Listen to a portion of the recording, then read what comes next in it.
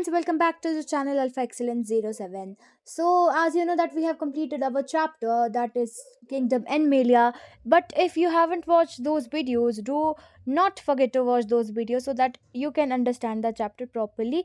And today I am going to tell you about the PYQ, that is previous year's questions. So, we are going to solve these questions of Kingdom Animalia. So, पहला question जो है हमारे पास that is what is the common about Trypanosoma, Nautiluca, Nautiluca, Monocyst and Giardia? तो इनमें क्या common चीज़ है? पहला जो है these are all parasites, these are all unicellular protists, they have flagella, they produce spores. तो इसका जो आंसर है अगर आप बोले तो इसका आंसर है that is second one. That means these are the unicellular protists. That means ये सब जो होते हैं ये तीनों हमारे जो ये चारों जो होते हैं हमारे यहाँ पे एग्जाम्पल्स ये सब जो होते हैं ये हमारे प्रोटिस्ट्स होते हैं. Okay, now moving on to the दूसरा question that is which of the following is the matching set of a phylum and its three examples. ठीक है, हमें देखना है कौन सी matching sets of the phylums है एंड हमें उनकी तीन एग्जाम्पल्स देनी है. सो सबसे पहला है पोरिफेरा. पोरिफेरा की examples spongilla, euplectella, pennatula. Okay, then is cnidaria. Cnidaria की एग्जाम्पल जो आती है फाइसीलिया, ऑरिलिया, बोनेलिया. प्लाटी हेलमिंथीस की एग्जाम्पल प्लेनेरिया, एंट्रोबीस, सिस्टोस्टोमा. ठीक है, मोलस्का की एग्जाम्पल लोलिगो, टेराडो, ऑक्टोपस. तो इनमें से जो करेक्ट वाला जो है हमारा मोलस्का है. दैट मीन्स ये पियर जो होता है ये फाइलम जो है मोलस्का की है, ये एग्जाम्पल्स है. ठीक है, मोलस्का की एग्जाम्पल्स जो होती है यही वाली है, तो ये करेक्ट ऑप्शन है हमारा. Now let's move on to the third question that is metameric segmentation is characteristic of. तो हमें यहाँ पे बोलना है कि मेटामेरिक सेगमेंटेशन जो होती है किसकी कैरेक्टरिस्टिक है. पहली Mollusca and Chordata, second platyhelminthes and arthropoda, third echinodermata and annelida, fourth annelida and arthropoda. तो इसकी जो करेक्ट ऑप्शन है दैट इज फोर, क्योंकि इसमें जो आते हैं हमारे इनके जो होते हैं क्या होता है मेटामेरिक सेगमेंटेशन जो होते हैं ये शो करते हैं. दैट मीन्स ये मेटामेरिज्म जो होते हैं शो करते हैं. दैट मीन्स इनकी बॉडी जो होती है इज डिवाइडेड इनटू सेगमेंट्स, तो इसीलिए ये जो होते हैं मेटामेरिज्म शो करते हैं. इसका answer is four. That means Annelida and arthropoda जो होता है ये शो करते हैं मेटामेरिज्म.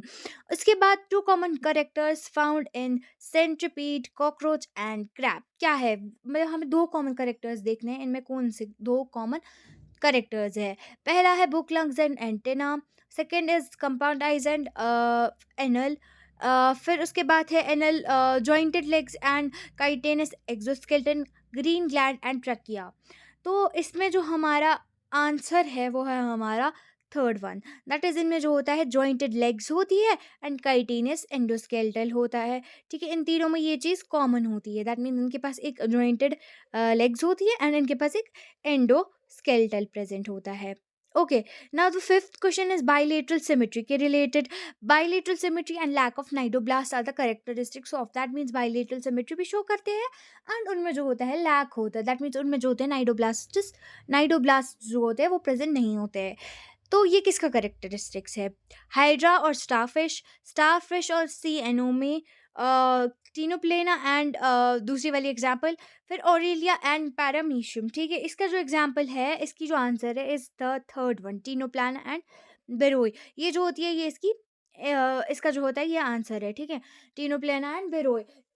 उसके बाद अगर हम देखें मूव ऑन करें, विच of the following has open circulatory system. तो इनमें से किसके पास ओपन सर्कुलेटरी सिस्टम प्रेजेंट है.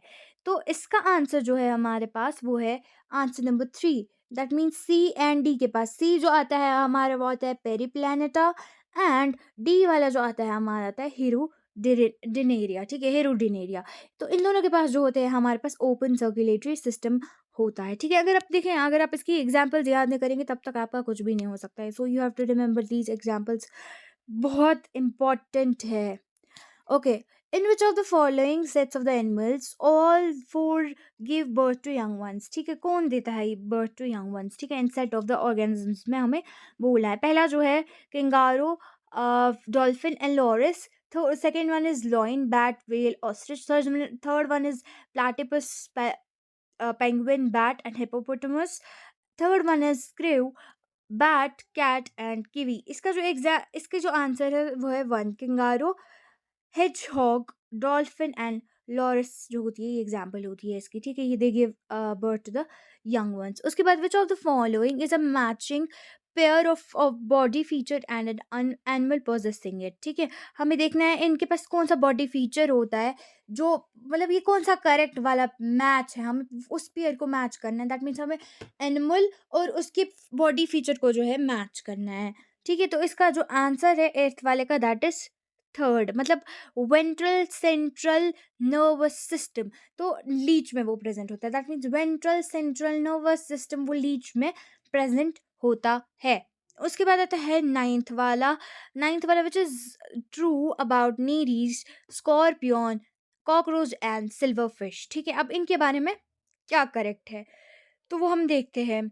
दे all belong to the same phylum. क्या ये बिलोंग करते हैं to the same phylum? They all have pair jointed appendages. क्या इनके पास jointed appendages, pair jointed appendages होते हैं? They all possess dorsal heart. क्या इनमें डोर्सल हार्ट है? None of them is aquatic. इनमें से जो है कोई भी एक्वाटिक नहीं है. तो इसका answer is 3. That means they all possess dorsal heart. इन सब में क्या प्रेजेंट होता है? Dorsal heart. ठीक है, इन सबको डोर्सल हार्ट होता है. तो दूसरा क्वेश्चन है हमारा, which one of the following pairs is mismatched. हमें इसमें मिसमैच वाला निकालना है. तो इसमें जो आंसर है हमारा वो है सेकेंड वन. ठीक है, ओ सो 10th वाले का आंसर है हमारा सेकेंड वन. दैट मीन्स पहला ग्लोम्बोसा. ठीक है, ये जो होता है ये इनकरेक्ट है इसमें. ठीक है, ये मिसमैच्ड है, ये मिसमैच्ड है. ओके, सो फिलहाल की है हमने यहाँ पे टोटल 10 PYQs की बात. तो ऐसे मैं आपको जो है आगे आगे भी बताते जाऊंगी PYQs. सो मैं थोड़ा आपको पहले इंट्रोडक्शन दूंगी हमारे नेक्स्ट चैप्टर के बारे में जो कि हम स्टार्ट करने वाले हैं. ओके, तो डियर स्टूडेंट्स, हम जो नया चैप्टर स्टार्ट करने वाले हैं वो हमारा ह्यूमन फिजियोलॉजी. तो इसी ह्यूमन फिजियोलॉजी के बारे में मैं आपको कुछ इंट्रोडक्शन देने वाली हूँ कि हम इसमें क्या क्या पढ़ने वाले हैं एंड इसमें क्या क्या पढ़ा जाता है. ह्यूमन फिजियोलॉजी के अंदर हमारा आता है digestion, absorption, breathing and exchange of gases, body fluids in circulation, excretory products and their elimination, locomotion and movement, neural control and coordination, and chemical coordination and integration. देखिए, अगर हम डाइजेशन एब्जॉर्प्शन की बात करें तो हम डाइजेशन एब्जॉर्प्शन में क्या पढ़ते हैं? हम जैसे एलिमेंट्री केनाल के बारे में पढ़ते हैं, हम डाइजेस्टिव सिस्टम्स के बारे में पढ़ते हैं, हम डाइजेस्टिव एंजाइम्स जो होते हैं उनके रोल्स के बारे में पढ़ते हैं, गैस्ट्रोइंटेस्टाइनल हार्मोन्स के बारे में पढ़ते हैं, digestion absorption, assimilation of the proteins के बारे में पढ़ते हैं, असिमिलेशन ऑफ कार्बोहाइड्रेट्स के बारे में पढ़ते हैं. मैं जो आपको थोड़ा ब्रीफ इंट्रो दूंगी about this human physiology. And हम पढ़ते हैं असिमिलेशन ऑफ फैट्स के बारे में, हम फैट्स के बारे में पढ़ते हैं, कार्बोहाइड्रेट्स के बारे में पढ़ते हैं, डाइजेशन के बारे में पढ़ते हैं, प्रोटीन्स के बारे में पढ़ते हैं, हम जो है पढ़ते हैं पेरिस्टाल्सिस के बारे में. एंड हम जो है न्यूट्रिशनल एंड डाइजेस्टिव डिसऑर्डर्स जैसे कि इंडाइजेशन क्यों होती है, PEM क्या होता है, वॉमिटिंग क्यों आती है, जॉन्डिस क्या होता है, कॉन्स्टिपेशन क्यों होती है, डायरिया क्यों होता है, ये सब जो होते हैं हम इस डाइजेशन एंड एब्जॉर्प्शन वाले चैप्टर में पढ़ते हैं. उसके बाद जो हमारा दूसरा वाला चैप्टर होता है वो आता है breathing and exchange of gases. इसमें जो होता है हम रेस्पिरेशन के बारे में पढ़ते हैं कि ह्यूमन की ब्रीदिंग वगैरह वो कैसे हो जाती है. दैट मीन्स इसमें हम पढ़ते हैं रेस्पिरेटरी सिस्टम्स इन ह्यूमंस कि मैकेनिज्म ऑफ ब्रीदिंग कैसी होती है, रेगुलेशन इन ह्यूमंस कैसे होती है, एक्सचेंज ऑफ गैसेस के बारे में पढ़ते हैं, ट्रांसपोर्ट ऑफ गैसेस के बारे में पढ़ते हैं, रेगुलेशन ऑफ रेस्पिरेशन के बारे में पढ़ते हैं, रेस्पिरेटरी डिसऑर्डर्स के बारे में पढ़ते हैं जैसे कि एस्थमा, एम्फेसाइमा, ऑक्यूपेशनल रेस्पिरेटरी डिसऑर्डर्स के बारे में हम इसमें पढ़ देते हैं. उसके बाद जो आता है वो आता है हमारा body fluids and the circulation. Body fluids and circulation में हम पढ़ते हैं ब्लड के बारे में, ब्लड के ग्रुप्स के बारे में, कोगुलेशन ऑफ ब्लड क्या होता है, कंपोजिशन ऑफ लिम्फ और इसके फंक्शंस के बारे में पढ़ते हैं, ह्यूमन सर्कुलेटरी सिस्टम के बारे में पढ़ते हैं, structure of human heart, blood vessels का स्ट्रक्चर जो होता है वो पढ़ते हैं, कार्डियक साइकिल पढ़ते हैं, कार्डियक आउटपुट पढ़ते हैं, ईसीजी के बारे में पढ़ते हैं, डबल सर्कुलेशन क्या होती है वो पढ़ते हैं, regulation of the cardiac activity, disorders क्या क्या होते हैं सर्कुलेटरी सिस्टम में, जैसे कोरोनरी आर्टरी डिजीज होती है, एंजाइना पेक्टोरस होता है, हार्ट फेलियर होता है, हाइपरटेंशन जो होते हैं, इस टाइप के हम ये जो होते हैं डिसऑर्डर्स पढ़ते हैं। उसके बाद आता है excretory products and there elimination. इसका मतलब जो होता है, इसमें जो होता है हम एक्सक्रीशन के बारे में पढ़ते हैं, जैसे कि एक्सक्रीशन जो होता है वो removing of the metabolic wastage होता है और बाकी undesirable substances from an organism. ठीक है, एक ऑर्गेनिज्म से अनडिजायरेबल सब्सटेंसेस को रिमूव करना, वही होता है हमारा एक्सक्रीशन। एंड ये जो होता है एक्सक्रीशन, एक्सक्रीशन में हम यही पढ़ते हैं। और इसमें क्या होता है, इसमें जो होता है, जैसे अगर आप देखिए, ये जो होता है मैमल्स में क्या होता है, किडनीज के थ्रू एक्सक्रीशन होती है, फिशेस में जो होती है गिल्स के थ्रू एक्सक्रीशन होती है, हम इसके बारे में पढ़ेंगे। एंड इसमें क्या होता है, जैसे किडनीज जो होती है वो एक्सट्रैक्ट करती है waste from the blood and excrete करती है उनको यूरिन से, मतलब जितना भी वेस्ट हमारे इस ब्लड में, खून में प्रेजेंट होता है, उससे एक्सट्रैक्ट करती है सारा वेस्ट और वो यूरिन के थ्रू पास आउट हो जाता है। ठीक है, एंड गिल्स जो होते हैं एक्सट्रैक्ट करते हैं waste from the water and excrete करते हैं in the form of the ammonia. ठीक है, उसके बाद जो आता है, फिर आता है locomotion and the movement. Locomotion movement में हम यही पढ़ते हैं कि लोकोमोशन रिकॉर्ड जो होती है, एक परफेक्ट कोऑर्डिनेटेड एक्टिविटी जो होती है मस्क्यूलर, अगर हमें लोकोमोशन करनी होगी तो परफेक्ट कोऑर्डिनेटेड एक्टिविटी जो होती है मस्क्यूलर, स्केलेटल और न्यूरल सिस्टम की जो होती है वो चाहिए होती है। ठीक है, हम जो है इसमें बहुत सारी मसल्स के बारे में पढ़ते हैं, उनकी स्ट्रक्चर के बारे में पढ़ते हैं, उनके फंक्शंस के बारे में, उनके मैकेनिज्म के बारे में, उनके कंट्रैक्शन और इम्पॉर्टेंट एस्पेक्ट्स ऑफ द इस स्केलेटल सिस्टम के बारे में पढ़ते हैं। न्यूरल कंट्रोल एंड कोऑर्डिनेशन जो होता है, इसमें हम क्या करते हैं, control and coordination are the functions of the nervous system. ठीक है, and hormones in our body. The response of the nervous system जो होता है वो होता है क्लासिफाइड इनटू, इसमें हम रिफ्लेक्स एक्शन के बारे में, वॉलंटरी एक्शन के बारे में, इनवॉलंटरी एक्शंस के बारे में हम पढ़ते हैं। इसमें हम नर्वस सिस्टम के बारे में पढ़ते हैं, इलेक्ट्रिकल इम्पल्सेस और कैसे मतलब हम ट्रांसपोर्ट जो होते हैं मैसेज करता है ब्रेन फ्रॉम बाकी पार्ट्स ऑफ द बॉडी, इसके बारे में हम पढ़ते हैं। उसके बाद जो आता है chemical coordination and integration.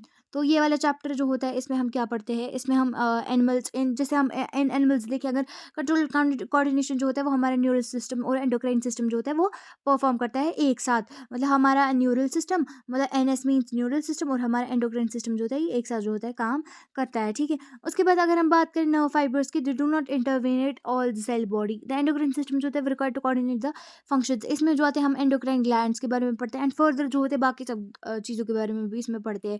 Endocrine gland जो होते हैं हमारी डक्टलेस ग्लैंड होते हैं, एंड इनकी ये जो होते हैं अपनी एक्सक्रीशन को डायरेक्टली रिलीज करते हैं इन द ब्लड, जो भी ट्रांसपोर्ट होते हैं to the specific targets organs of the ये।